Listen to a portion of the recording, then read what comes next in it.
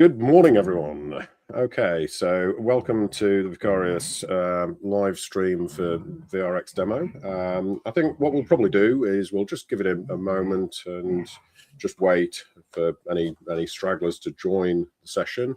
So we'll just give it 30 seconds or so and just wait a short while. So we'll be with you very, very shortly.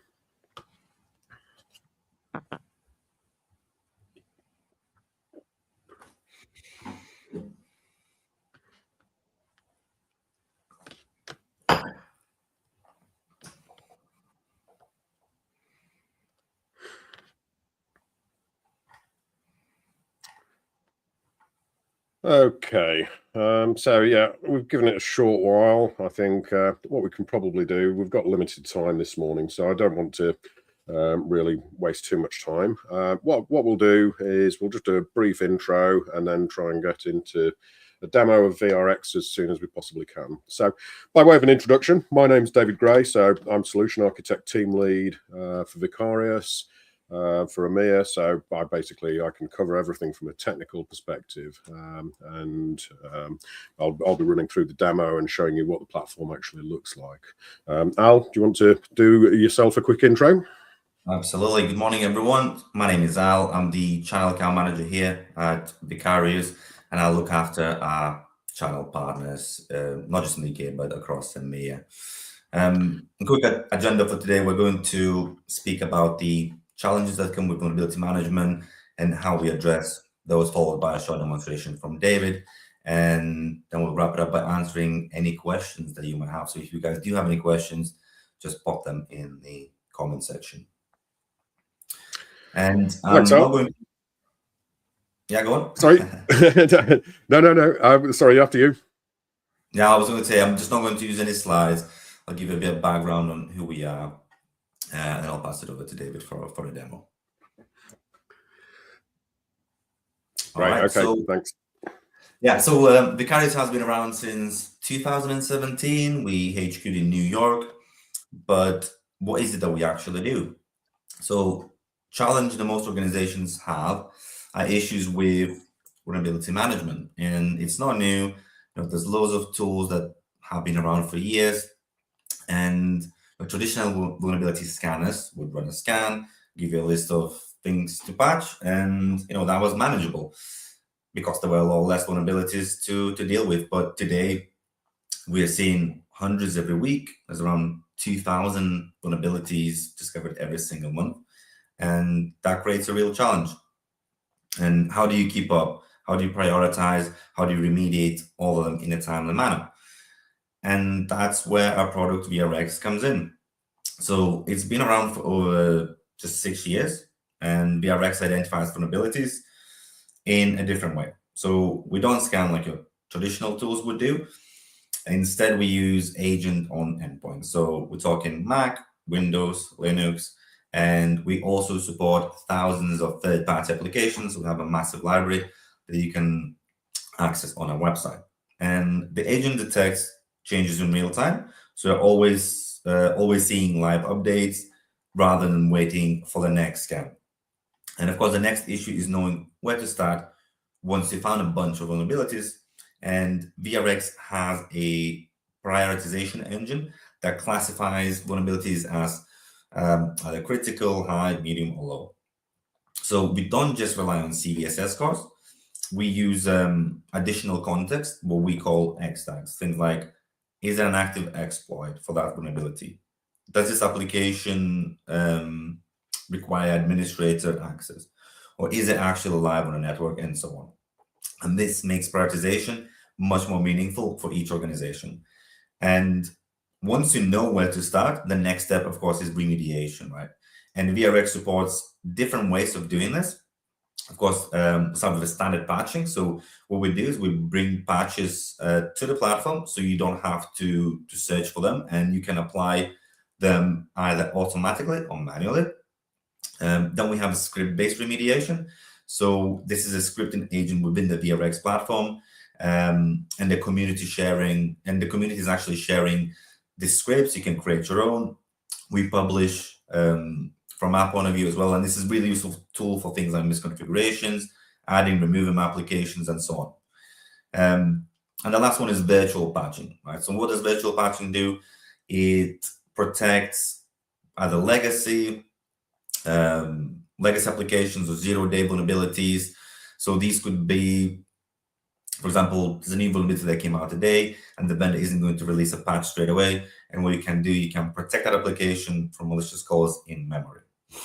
And because vRx is live, once remediation is complete, you don't need to rescan, as I already mentioned that.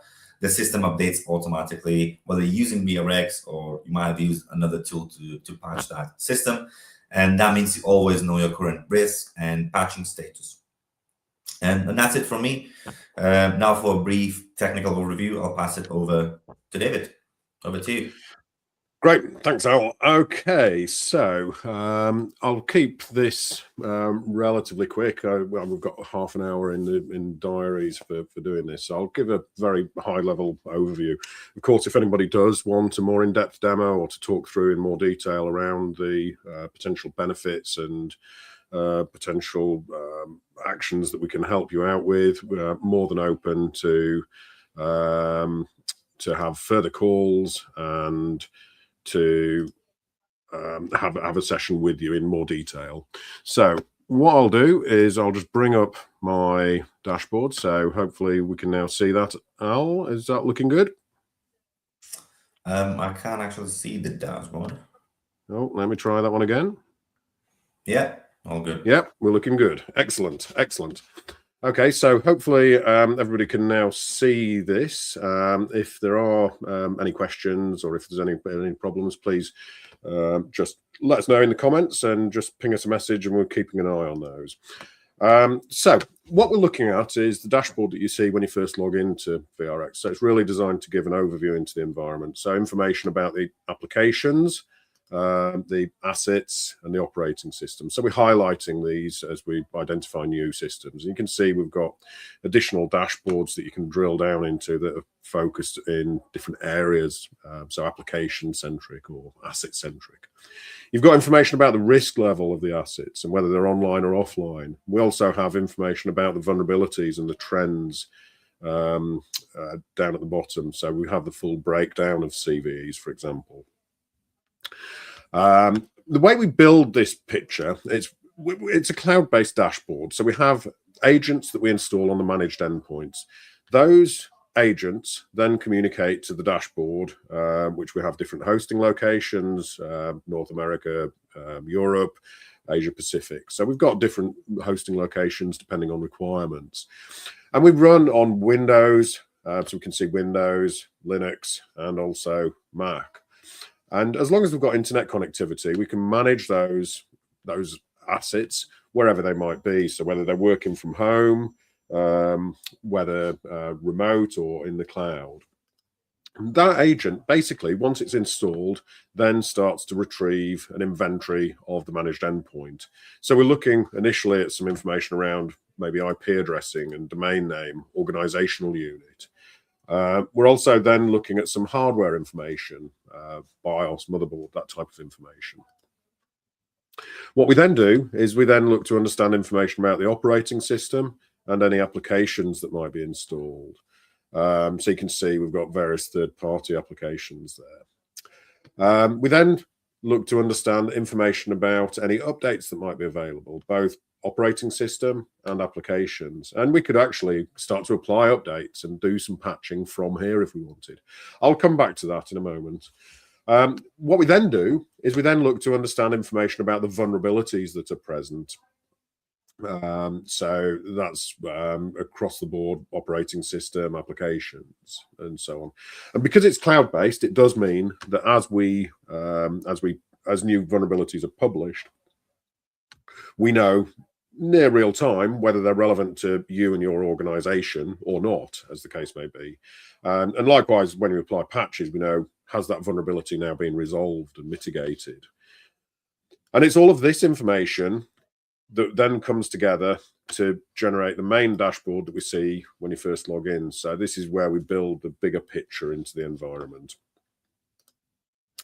And what we then do is we then start to perform the contextual prioritization, the risk prioritization that Al was talking about briefly.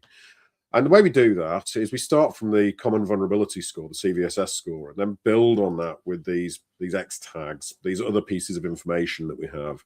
So that's ranging from threat information feeds, so looking at whether we've got known exploited vulnerabilities, looking at dynamic usage information, how the application's actually being used. So whether it's high usage, does it need admin rights, is it active on the network? We're looking at other information around slightly less dynamic. So whether we've got patches available, whether there's social media activity, are we exposed to certain types of attack? So we have lots of different pieces of information that we're drawing on to generate the risk score. So the intent here is to help focus on where the greatest level of risk is, rather than focusing on great big long spreadsheets of vulnerabilities. And you can see we've got more than 3,000 here in a very small environment. We're focusing on the risk, so it can help reduce risk within your organizations. And we could apply filters on these, for example. So we could maybe look at whether we have any patches available. So we can see here, for example, we have 7 high-risk applications have patches available right now. And we could also combine these. So maybe if we look at known exploited vulnerabilities and has a patch, we have 5 applications. So we've got patches available and we have known exploited vulnerabilities. So these very good candidates to actually start to perform some remediation. And you can start to step into that remediation phase. So moving on from the vulnerability assessment, the risk prioritization, through to the remediation phase. And you can see on the application dashboard here, we have a number of different applications. We've got various filters that we can apply, including those X tags that I was talking about. We can filter on asset name. We can search for particular applications. And you can see straight away here on the application dashboard whether we have patches available or not. And for each application, we have a breakdown of the recommended treatment steps. So we're looking at information at, so typically it will be apply a patch if we have one, but we do have other steps that can be carried out if needed. We also have a full analysis. So we're giving a breakdown of why we're saying it's, in this instance, high risk. So what are the X tags that contribute to that risk score? So why is it high risk? We then have information about the versions within the environment. So we can see, for example, the versions listed. We can see the assets it's installed on and also any associated vulnerabilities. And for those vulnerabilities, we do have the breakdown. So we can see whether we have, or we can see more detail around those vulnerabilities in terms of what does that vulnerability actually mean. So we can see the full breakdown together with links through to our vSociety website, which gives links to vendor advisories and additional information. From here, we can then start to move through to the remediation on the recommended treatment. We come through to the patch management area. So we could then start to apply a patch or patches, plural, to that application. We also actually have a dedicated patch management area over here. But we can apply the patch or patches, we can hit update.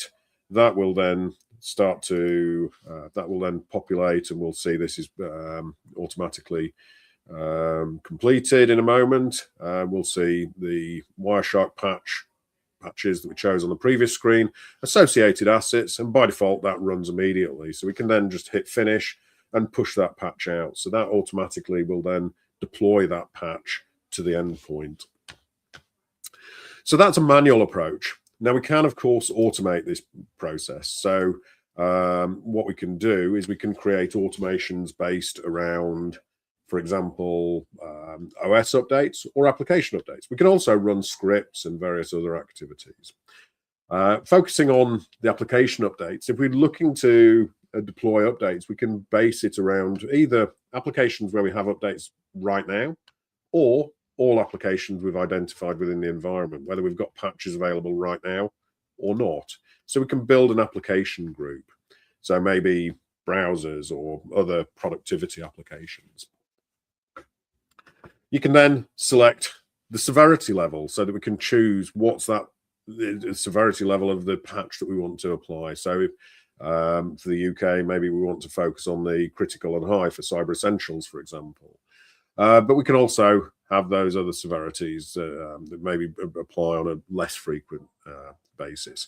We then have restart options. So if a patch does require a reboot, we can trigger that, and you can do that immediately or put a delay in place. We can also allow user interaction to maybe cancel or to snooze the reboot. And as well as that, we can also add customized messaging, so you can keep users informed what's actually happening. Then we can choose the asset or asset groups so that you can deploy to test systems before production maybe, or different departments. There's lots of different ways that we can create the groups. We are introducing later in the year the idea of patching rings. So we'll have that sequential approach to doing the patching so that we can specify that a certain percentage should be successful before moving on from ring 1 to ring 2 and so on. And then we can specify the scheduling. So when do you want to run? Do you want to run that daily, weekly, monthly, or custom basis? So maybe every second Wednesday of the month. So Patch Tuesday, well, after Patch Tuesday, for example.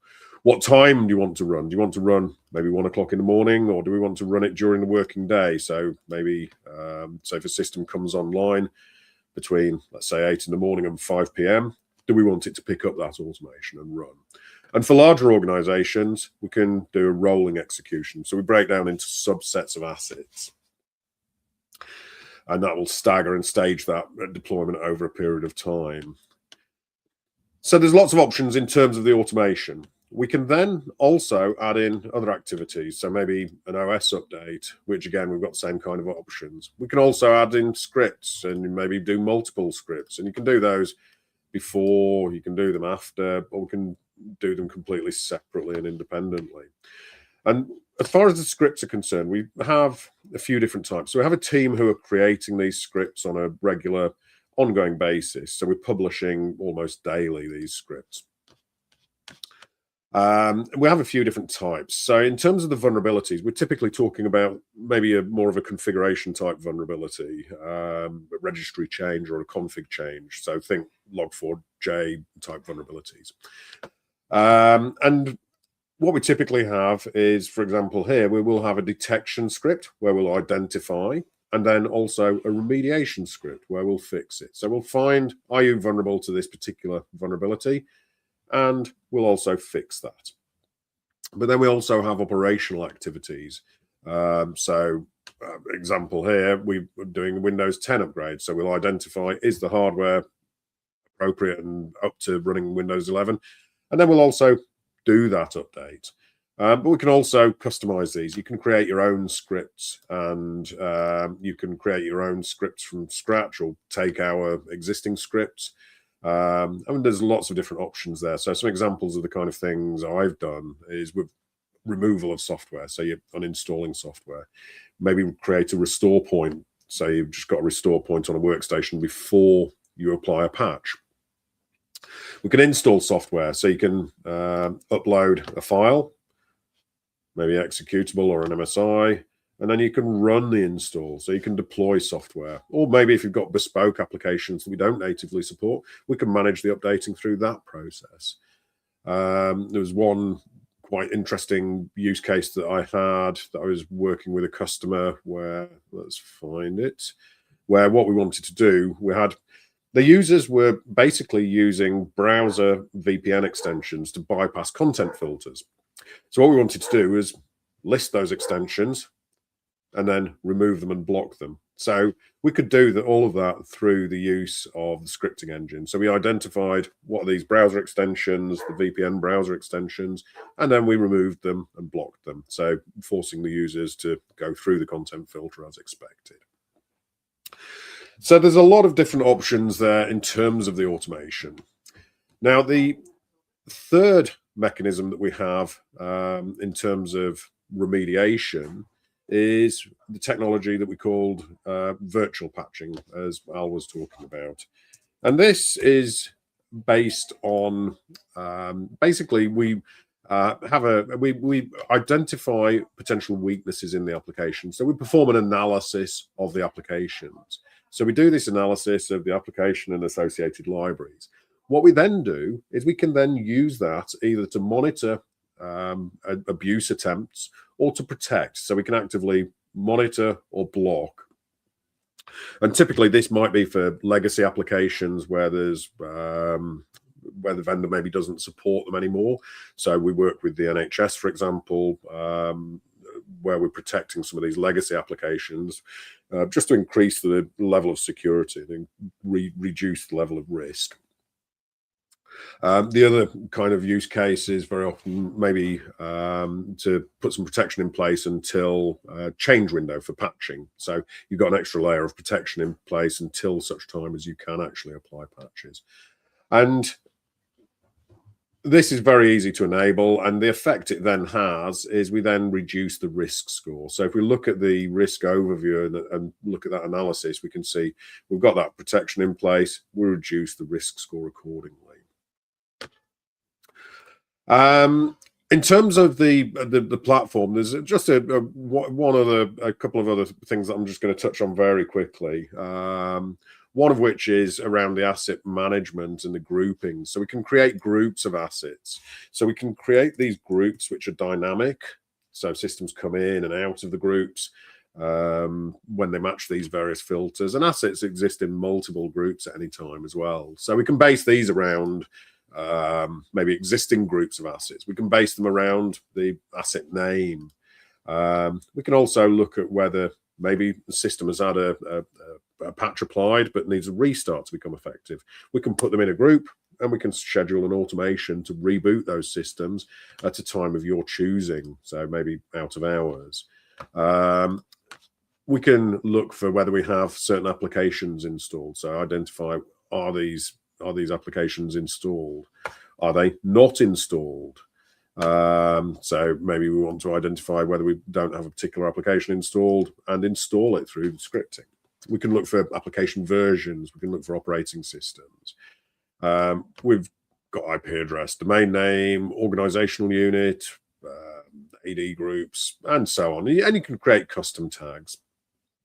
So there's a lot of flexibility there in terms of that grouping and the management for reporting, for managing the patching. And you can also use these on all of the dashboards as filters. So you can see, for example, here, what's the risk status of this particular group. You can see the dashboard updates to reflect that. And we can also use that in turn for creating role-based access control, for managing teams, so that we can have server administrators or workstation administrators and separate those out. So there's a lot of flexibility in terms of the groupings and the management. Now, in turn, we then also have the other elements that I'm not going to go through. So we have information, we've got logging, so that we can investigate and fault find if there's issues with the patching. We have reporting, we have integrations with other platforms. Very, very flexible API. So I've kept it fairly high level just to show some of that workflow, but that's really where I think I'd like to wrap up in terms of running through the demo of the platform. So if there's any questions, please do let us know in the comments, and we'll answer those. I did see one question came through about just asking about potential rollbacks. So if there's problems with the patching, so I'll cover that off first. But if there's any others, please put them in the chat window. So in terms of rolling back, if there are problems with patches, this really comes back to the way we would use the scripting. So it's a question that comes up. It's very, very common. So one of the things that we do is we do validate all the patches as we download them to make sure there's no tampering and so on. But the other thing is potentially where bad patch, that you have an issue in your environment. We would always recommend that you do testing prior to deployment. So you run on test systems, make sure that there are no incompatibilities. It's simply not possible for us to test in all environments. But this is where the restore point potentially comes into play for workstations. Or we have rollback, where we may be able to, where Microsoft permit, we can roll back and uninstall those KBs. But we can also remove packages. For other applications, for third-party applications, it may be a case of removing that software and then reinstalling. So it's very much a case of we work with different options as needed by the application, to be honest with you. And one example would be for a script that we actually created. Let me have a quick look here.